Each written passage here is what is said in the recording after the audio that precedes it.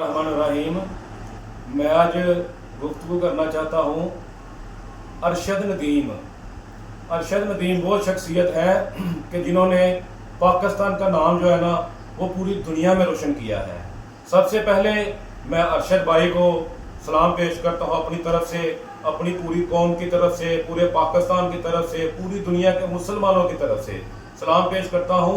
इन्होंने ओलंपिक्स में 92.7 मीटर जो है ना वो डंडा वो फेंका और वर्ल्ड रिकॉर्ड कायम कर दिया। और जो हिंदुस्तान का था, जो इनके मुखालफ प्लेयर, वो जो है ना वो सेकंड नंबर पे आया। तो इन्होंने गोल्ड मेडल हासिल किया।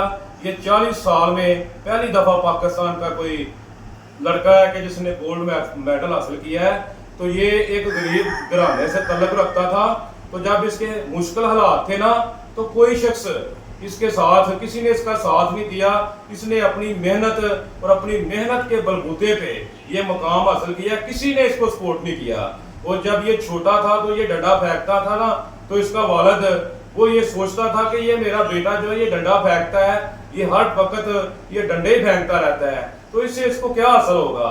लेकिन आज उसका वालिद उस पर फख्र महसूस कर रहा होगा कि उसके बेटे का नाम पूरे पाकिस्तान में नहीं बल्कि पूरी दुनिया में लिया जा रहा है। और पाकिस्तान की बड़ी से बड़ी शख्सियत, चाहे वो सियासी हो, चाहे वो कोई अस्करी हो, चाहे कोई वो अफसरान हो, चाहे कोई जज हो, कोई भी हो, चाहे वो बिजनेसमैन हो, तमाम लोग जो है ना वो अरशद नदीम से मिलने जा रहे हैं। वो मियाँ चन्नू का नहीं बल्कि वो पूरे पाकिस्तान का फख्र है, वो हमारा फख्र है कि उसने पूरी दुनिया में ओलंपिक में गोल्ड मेडल हासिल करके पूरी दुनिया में पाकिस्तान का नाम रोशन किया।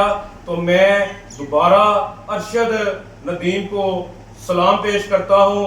अरशद जिंदाबाद, पाकिस्तान जिंदाबाद। अस्सलाम वालेकुम।